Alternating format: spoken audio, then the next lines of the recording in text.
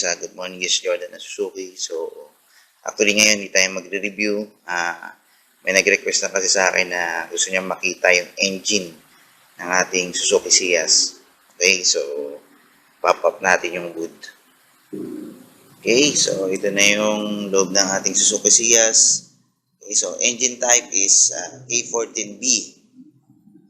Displacement niya is 1.4 cylinder. Okay, dual overhead cam, 16 valve with PVT na rin siya, PVT, variable bike time. Okay, so itong unit to is manual.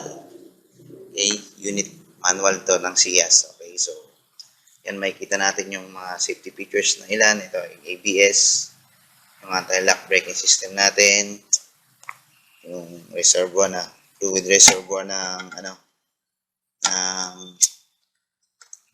yung sa wiper. Okay, so ito yung sa air intake, ito yung filter niya, air, ito yung air filter. Okay, so dipstick, baba.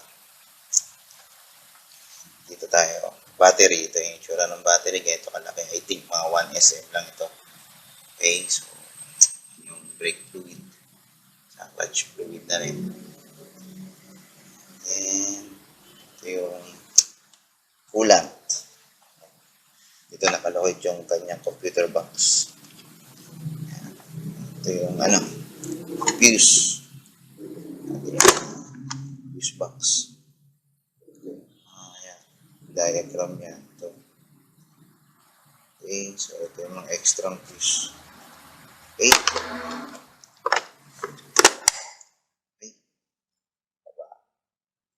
So, yan lang, yung konting overview ng ating makina ng Suzuki Ciaz manual. Okay? So, yan. So, thank you. Saka please like us on Facebook, Suzuki Automobile Philippines. Saka sa mga gustong bumili or mag-inquire sa mga unit ng Suzuki, sa mga cars ng Suzuki, paki-text na ako sa number na nasa screen nyo. Thank you.